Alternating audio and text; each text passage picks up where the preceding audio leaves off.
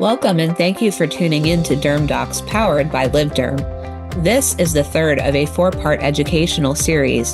This episode, addressing patient concerns regarding treatment of dermatoses using steroids, how to de-escalate and inform patients and caregivers, features board-certified dermatologists Dr. Mona Shahriari and Dr. Alexandra Golant. Hi, I'm Mona Shahriari. I'm an Associate Clinical Professor of Dermatology at Yale University and the Associate Director of Clinical Trials at CCD Research. And today I am joined by my good friend and colleague, Dr. Alexandra Golant. Do you want to introduce yourself, Allie? Sure. Thank you, Mona, for having me. I'm Alexandra Golant. I'm on faculty at the Icahn School of Medicine at Mount Sinai in New York, where I'm also the program director of our residency program. So I am excited to be talking to you about a topic that you and I know are both passionate about, and that's the topical treatment of atopic dermatitis. And let's face it, our topical steroids have been workhorses in our AD toolbox for decades. I like to call them the next thing since sliced bread. But these non-steroidals that have entered the field over the last couple of years have really started to change the game. Can you kind of walk us through a scenario where steroids first were the right call versus when these new novel non-steroidals were really a game changer? Yeah, I think so much has changed in our topical space. And I always, for many years, until very recently, actually felt this disconnect between how much innovation had happened in our systemic space for atopic dermatitis, which, for the record, I remain extremely grateful for, but how much what that was in contrast to on the topical side, where our nonsteroidals had not really changed since 2000, 2001, when we had our topical calcineurin inhibitors, which have their own set of issues, both from an efficacy and tolerability perspective. I think there is kind of few things that have fundamentally changed my treatment kind of recipes in atopic dermatitis more than some of these newer non-steroidal agents. I use them every single day. I think sometimes there are practical moves we make in terms of getting things covered. So often topical steroids are in a limited way part of that equation still. Though if I had my way about it, in many cases, they would be monotherapy selections for me because of the simplicity of the treatment regimen, because of the excellent efficacy data we have, because of many data sets showing efficacy for both itch and skin, particularly for patients with atopic dermatitis, not just a broad kind of a broadly suppressive effect against inflammation. So a large value proposition, I would say, for these newer agents. Yeah, and I feel like with the steroids, like we've loved them thus far, and when you don't know any better, that's kind of what you go for. But I find now that I have these newer non-steroidals in my toolbox, I'm starting to realize all the limitations that our steroids used to have. Like you alluded to, you can't use them for long term. You have to be limited by the body location that you're using them on. And I think historically, we thought we were doing really good medicine. We'd give someone one topical steroid for the face, one for the body, use this twice a day for the next 2 weeks, then use this calcineurin inhibitor twice a day, and then if you flare, go back to the original regimen. And we thought that was great, but I don't know about you, but that was pretty complex.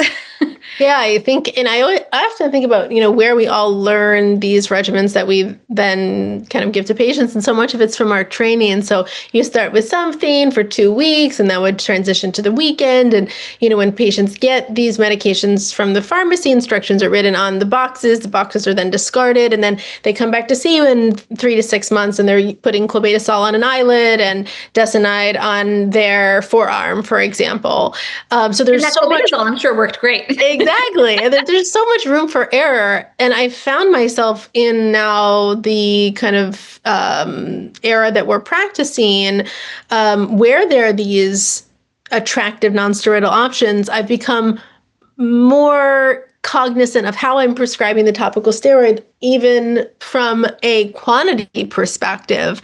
I probably would argue I have not this year given a 454-gram jar of triamcinolone for a patient with atopic dermatitis because that's not really the amount of steroid I want someone applying, especially over a 1-month period.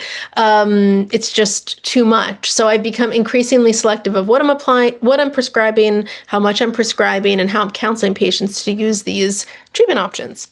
Well, and I think that's such a good point because it's not about topical corticosteroids being bad and Hmm. non-steroidals being good. It's about using each appropriately. Yes. And to your point, using your topical steroids in a way that is appropriate but doesn't lead to misuse. Because let's face it, if you have a tub of Triam sitting in your cupboard, you might use it as a moisturizer and not really realize the difference between that and, say, CeraVe.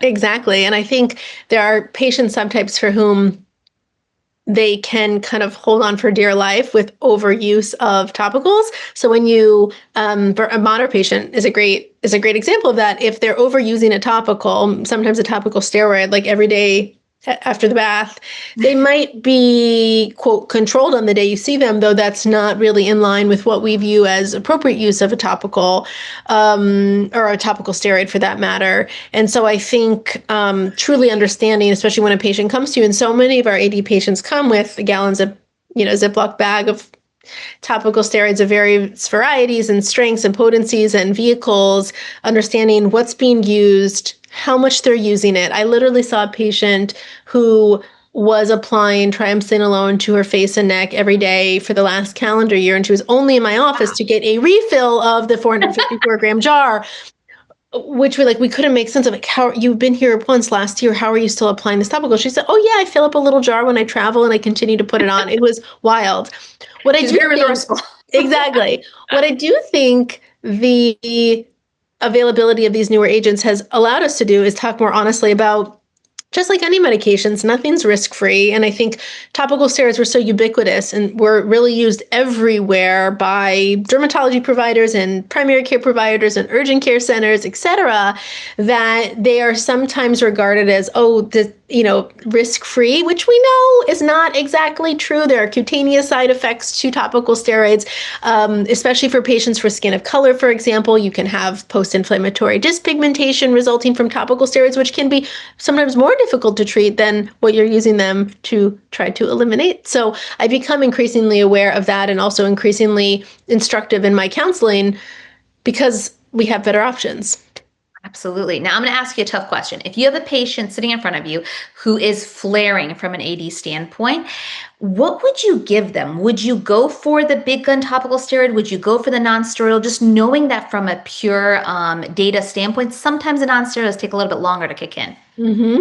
Yeah, I think it depends on the patient and also where the flare is. I don't hesitate to reach for a topical steroid, again, in like a 30 or 45-gram tube that I know is only going to last for, I don't know, 10 to 14 days, and to just quiet the flare down and then try to transition to something that feels more appropriate for maintenance and, in an ideal world, more proactive use. What do you do? Yeah, so I do a very similar approach. And I have to say, if somebody is really, really flared up, I'm not opposed to giving them even a couple days worth of a steroid to clear up the Mhm. initial flare and then transition to the non-steroidal. But the beauty of the non-steroidals is that ease and simplicity. So I'm trying to get away from a scenario like that and just to reiterate with my patients, this is a marathon, it's not a sprint. If Exactly. you can tough it out for a week or 2 weeks, we might be able to get you not only under good control, but give you that simplicity of a regimen that you can stick with, and you won't necessarily have so many different creams to toggle back and forth with.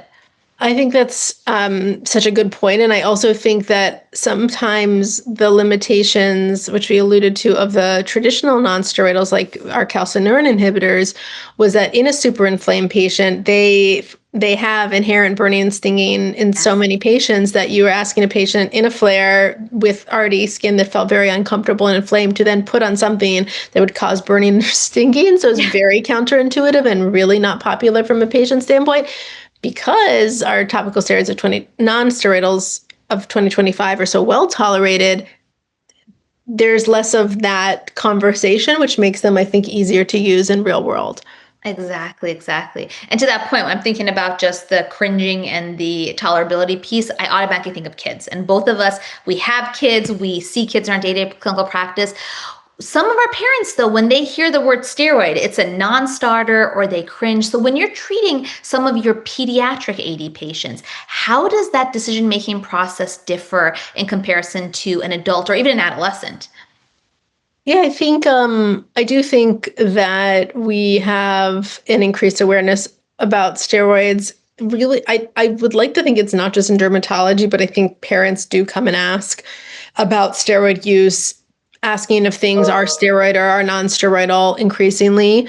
Um, I I I do find that the non-steroidal options are very attractive to parents of young patients, and also helpful for the areas in which these little kiddos tend to have disease. Right, it often tends to be the face or genitalia or flexural areas where we really do want to limit steroid use, and so sometimes I like to lead with that, particularly when they've seen maybe already been given something low potency by a pediatrician or a primary care setting. I really feel like as the skin experts, as the specialists, it's a privilege really to talk to patients about these advanced options that sometimes they're not already aware of before they walk into your office. Yeah, I couldn't agree more. And I think sometimes I get questions about what are the long-term effects of the steroid, Mm. whether it's from a brain development standpoint, immune system development, overall growth. And I don't think I used to think about it that way because I'm like, well, it's just a cream. What is it going to Hmm. do? However, there's a lot of data on just the myriad of agents that we have that shows there is some percutaneous absorption. And the smaller our kiddos are, the more likely that is to happen just because of that volume to body surface area ratio that we're struggling with. So I do find that to be more of a conversation piece and even make more of a case for the non-steroidals in those patients, but also like our little 6 to 11-year-olds who want to be Miss Independent or Yeah. Mr. Independent, depending on which kid you have. I find the non-steroidals are just easier for them to stick to. If they want to do it, I'm not worried about them putting the wrong cream on the wrong area. Yes, I think particularly in that adolescent teen age range, it's almost like sometimes how I view the combination topicals for acne when it's just kind of a one-stop shop. I love monotherapy in this group because they do want to be independent. They are pulled in many different directions and, socially and peer pressures and, trying to kind of keep up with their peers, keeping things simple from a compliance standpoint, I think is so important. And I think eliminating that margin of error of things being applied incorrectly has been super helpful. They care less about steroid versus non-steroid because, I mean, that's my perception at least. But I think the simplicity in kind of monotherapy, often for many of these things, it's once daily instead of twice daily and kind of head to toe, has been a very helpful tool. And I like the notion of head to toe because you can have eczema pop up anywhere. Yes. Historically, we thought about it just popping up in the flexures, just being a disease of childhood. But our understanding of AD is really evolving in the year 2025. We Yes. have adult onset. We have, depending on racial ethnic backgrounds, a different distribution. Scalp can be very common location for AD, especially in our patients with skin of color. So I do think that head to toe simplicity, you really hit the nail on the head there. Yeah. Yeah. No pun intended. And then, so kind of transitioning to just all of the patients that we see from a variety of racial ethnic backgrounds. I know both of us see patients from a variety of different melanin types, Fitzpatrick types in our day-to-day clinical practice. Are there any considerations to keep in mind when you're selecting between a topical corticosteroid versus a non-steroidal in your skin of color patients?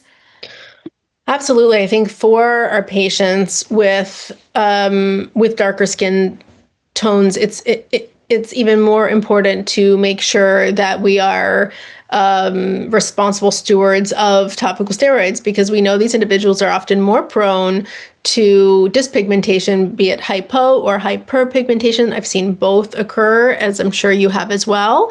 And I think we sometimes don't talk enough about that when we give these agents to patients. So that has made me very instructive about what I'm asking them to put on, how long I'm asking them to do it for, and when I can substitute it for something non-steroidal, just to give a little bit of extra flexibility. I have increasingly found myself doing so. And I also find sometimes the adverse events from overuse of topical corticosteroids aren't as evident on patients with Yeah. skin of color. Like thinking of the atrophy or even the striae on Caucasian skin, it might look bright red, but on type 4 or 5 skin, it's not going to look that classic color. It might be violet, it might be dark brown. So I think we do need to also do a better job of just looking at areas where TCS has been used to make sure that there hasn't been overuse because it might not just be crystal clear. Yeah. And And I know when it comes to just accessing specialty drugs, because a lot of our newer non-steroidals fall into that category, they may not be as easily accessible. That can even pose a challenge for skin color patients. Many of them, by virtue of the insurance that they have, the region that they're living, they may not have access to a derm that could prescribe these meds. Or if they have access to a derm, they may not have an insurance that's on par with some of the access programs for these novel agents. Do you have any tricks on how to navigate that? Yeah, I think I completely agree, and I think for many of those same reasons, sometimes the time that they present to your office, spend so much time kind of in non dermatology specific settings that sometimes they'll present with more recalcitrant disease or more difficult to treat disease, or they've already used topical steroids for an extended period of time. I think in New York State, where we practice, we are really blessed that our formularies, there's like parity on some level across many of our formularies, regardless of insurer, across private insurance companies, across actually New York State Medicaid. It's actually very favorable, but that is so geographically specific. For patients, when I really, really want to get something that's not covered, patient assistance programs have been really, really helpful. If the insurance is saying absolutely no, samples can sometimes be helpful in bridging that gap. Every patient, including me, as when I am a patient, enjoys a sample. So I lean heavily on those in those scenarios. Yeah, I couldn't agree more. Samples are really my crux. So I thank the companies that give those to us. Yes. Even though it's not big, it can definitely, Yes. first of all, it can help a patient realize between the different agents we have which one they prefer. Because let's face it, the topical that's sitting in your cabinet is not doing anyone any good. But then also for those people who can't get access, it gives them a way to access the medication as long as they can use our office as their pharmacy instead of their local CVS or wherever they get their prescriptions. Exactly.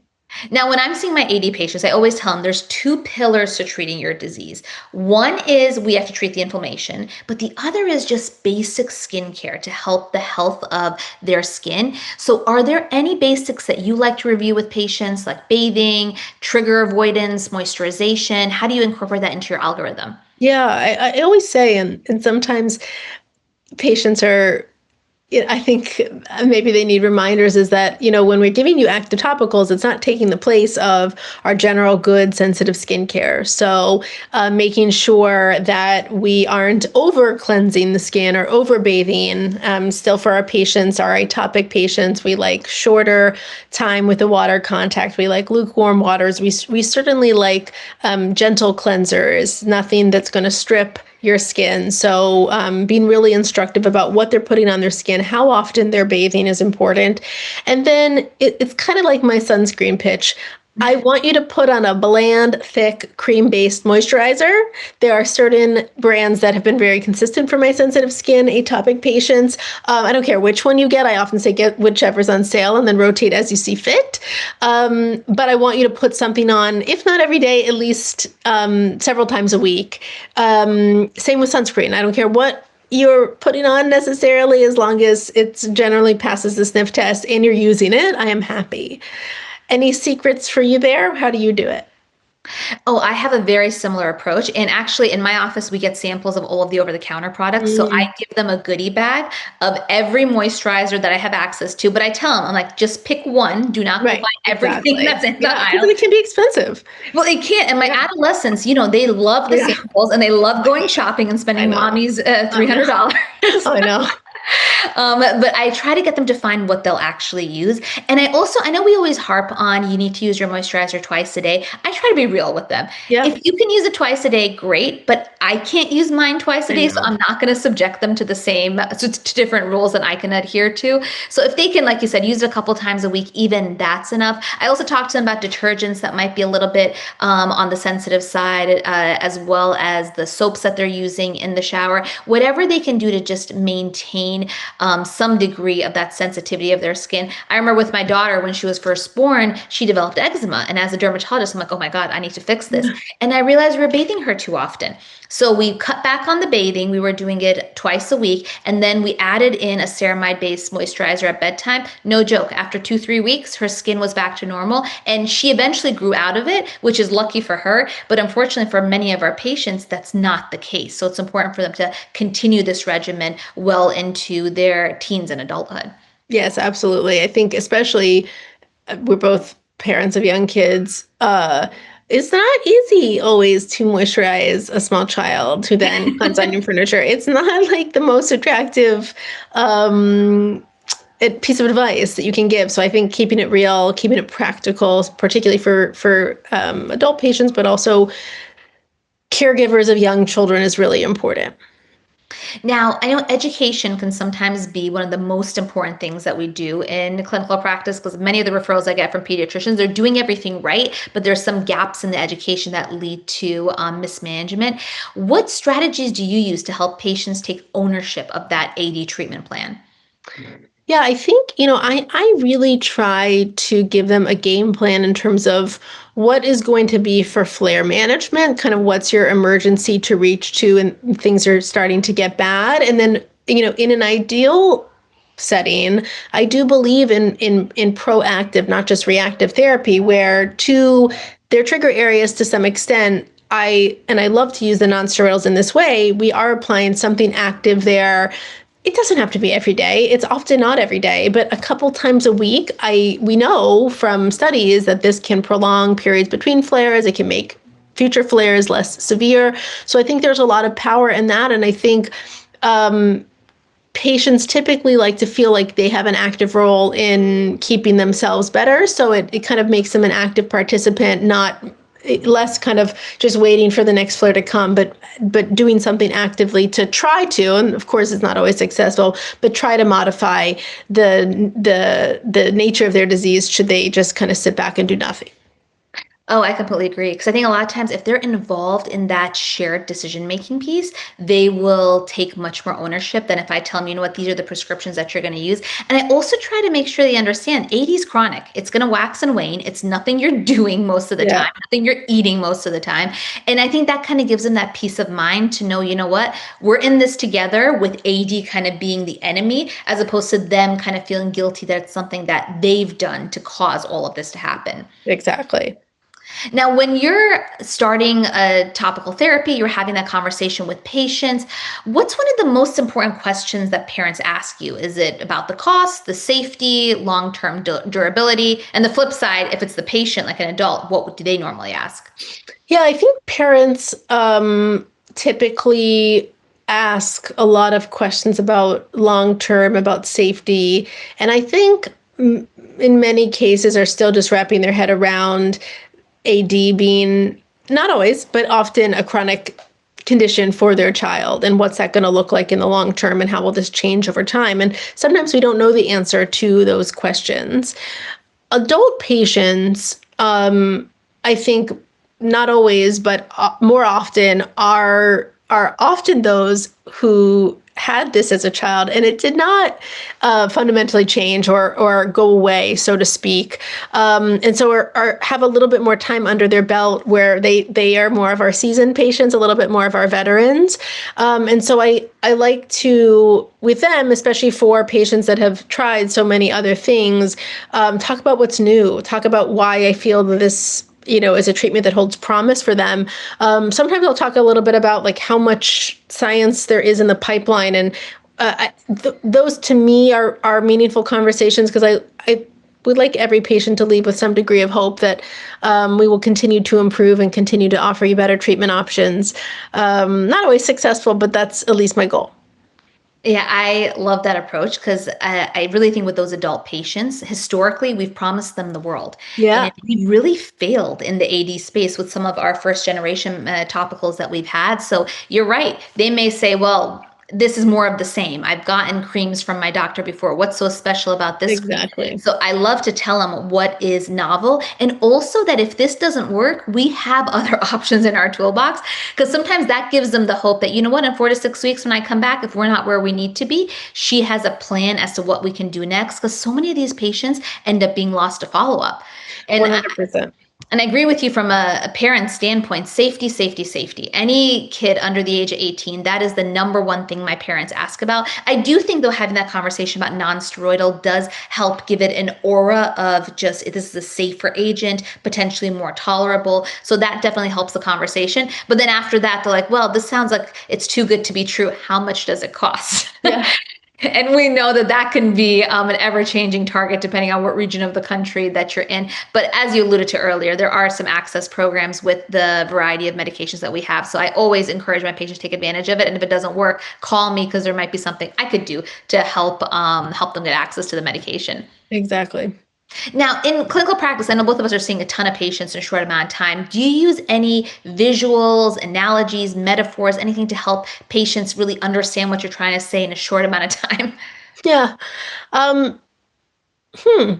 think somewhat similar to how I talk about some of our advanced systemics for atopic dermatitis. I view steroids in both systemic form and topical form as somewhat less targeted, right? They're kind of broadly suppressing inflammation, multiple types of inflammation. So sometimes I'll say this is dimming all the lights in the house a little bit.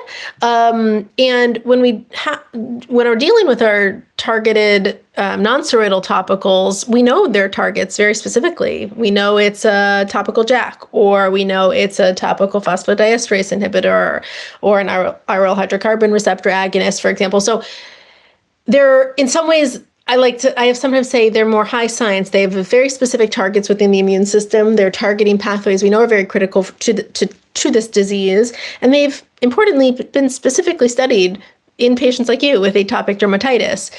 And I think that generally is well received. How do you do it? What do you say?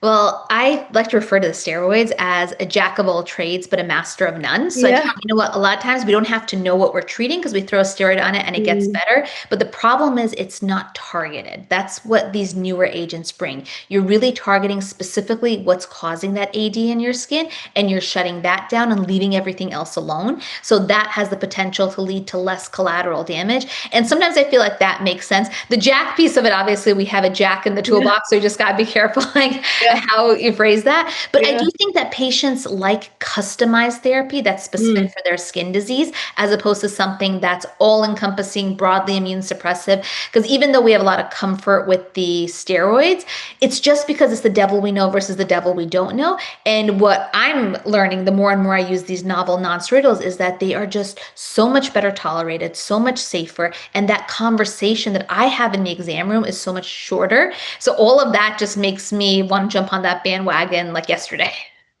Yeah, I completely agree.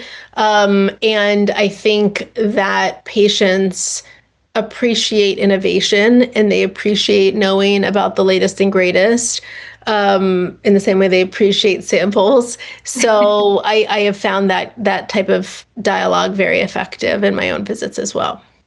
Excellent. Now, I know there's going to be some individuals who are still trying to find the right place for these non-steroidals in their toolbox. It might be cost, it might be just their overall effect. What tips do you have for someone who's really trying to find a home for them in their algorithm?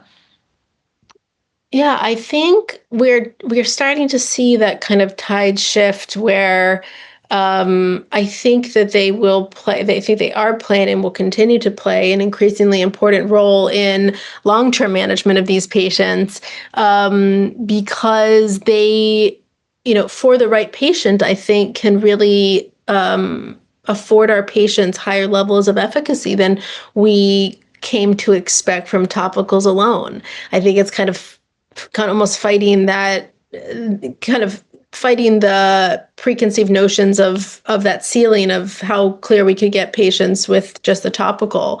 They certainly have surprised me. I would bet the same for you, even knowing the data. When a patient comes back where you say, "Ooh, you have pretty bad disease, let's try this," but in your mind you're thinking, you might end up on something systemic, and they come back and they're doing so well just on their topical. So because of that, I'm humbled every day that I practice medicine, but I think we'll increasingly kind of view them as first-line agents, certainly for some of our patients with AD.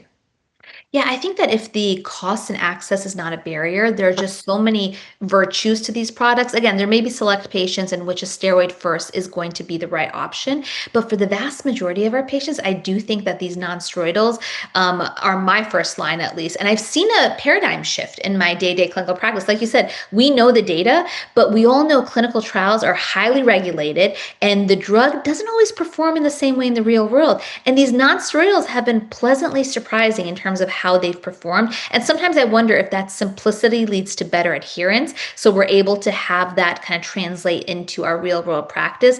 But one thing I have noticed is because I always, when I start a topical for AD, I see my patients back in 4 to 6 weeks. That's kind of my time point because I don't want to lose them, but I also want to have a touch point for a systemic initiation. And so many of my patients have not needed to go on a systemic.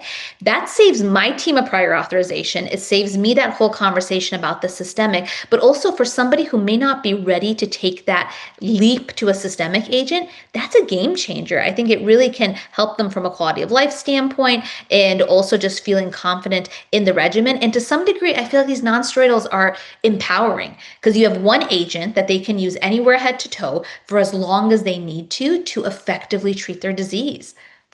Absolutely. I completely agree with all of those comments. And I think, relatively speaking, we're still kind of in the infancy of having these available to us and having these at our fingertips. And so I am curious to see that story evolve. Finally, right, we had our Academy guidelines updated, just recognizing them as kind of high levels of evidence, support, and recommendation for use of all of our approved agents, which was almost symbolic, but I think represents the kind of that tide shifting to them having an increasingly important role in the conversation therapeutically. Yeah, I definitely think the shift in the Academy guidelines, for me at least, was a turning point, and it really showed me, what our colleagues are seeing the value that these novel agents are bringing. So we're coming up onto the end of our time. So do you have any last minute parting words for any of our listeners about AD, non-steroidals, steroid stewardship? Yeah, I think, I love the concept of steroid stewardship because in general, I think for steroids across the board, systemically and topically, they were so ubiquitous. They are so ubiquitous, even outside of the dermatology space. And I think having a healthy respect for steroids is important. Again, like you said up front, not being anti-steroid, but I think being more select in particular in how we use them and limiting their use to mitigate potential side effects for patients is so important. And part and parcel with that is embracing these non-steroidal tools that we have, which truly are advances. Like thank you science for these great tools that we can offer our patients. I love it. And for anyone who hasn't used these or is still a little bit skittish, you don't want to do the prior authorization maybe, I would just try it out on a couple of patients. I think hearing those patient stories when they come back, that's what made me a believer. Because when anything new comes up, you're excited, but also a little bit skeptical. But to hear your patient tell you how great a medicine is, how tolerable it is, to not get phone calls that it's burning and stinging, all of these are game changers in our busy day-to-day lives. Yep, absolutely. So thank you again, Allie. It is always a pleasure chatting with you and talking shop and nerding out to the science. And thank you to all of our listeners. Thank you. Stay tuned to Derm Docs powered by LiveDerm for more dermatology education coming to you soon.